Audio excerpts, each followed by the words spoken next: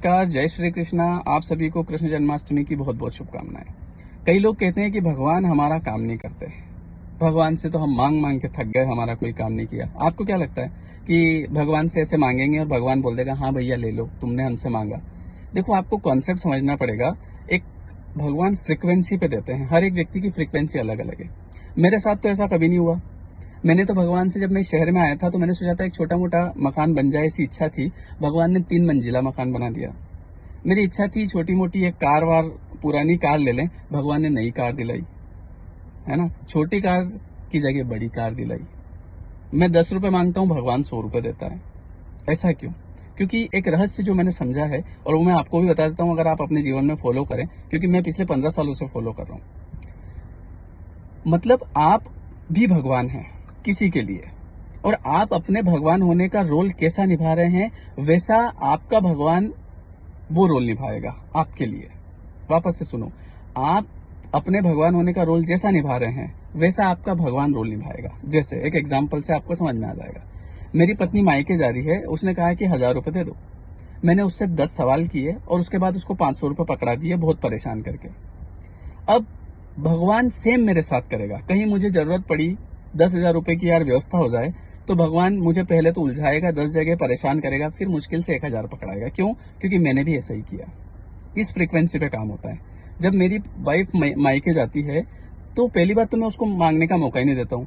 पहले ही उसके हाथ में पकड़ा देता हूँ, ये ले 5,000 रुपए, 10,000 रुपए, है ना। फिर उससे ये नहीं पूछता हूँ कहाँ खर्चा किया। तो भगवान भी मेरे साथ वैसा ही करता है। मैं मांगता हूँ, पहली बात तो मुझे मांगने की जरूरत ही नहीं पड़ती है, अपने आप ही आ जाते हैं। और कभी मान लो मेरी पत्नी ने मांगे 1000 दो, मैं उसको 2000 देता हूँ, ये ले 1000 और पड़े रहेंगे। तो इसीलिए भगवान से जब मैं मांगता हूँ कि भगवान 1 मंजिला मकान बन जाए, वो 3 मंजिला बना के दे देता है। ये नियम है, ये रहस्य है। भगवान ऐसे काम करता है। ऐसे थोड़ी कि आप मंदिर चले गए, घंटी बजा दी, पूजा पाठ कर दी, भगवान दे दो, भगवान के हाँ भैया ले लो। आप अपना रोल कैसे निभा रहे हैं?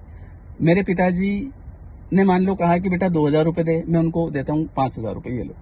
पहली बात तो मांगने की जरूरत नहीं पड़ती है। कभी मान लो मांग लिए तो 2000 मांगेंगे, 5000 दूंगा। आज जैसे मेरे साथ मेरा छोटा भाई है, तो मैं कहीं घूमने जा रहा हूँ तो उसकी भी एक एक्सपेक्टेशन रहती है, वो भी एक उम्मीद रखता है कि यार मैं भी घूमूं। अब मान लो मैं उसको छोड़ के मैं मेरे अकेले घूम रहा हूँ, तो भगवान भी फिर मेरे साथ ऐसा ही करेगा। मैं जब कहीं जाता हूँ घूमने के लिए, तो मैं उसको भी साथ ले चलता हूँ, चल तू भी चल।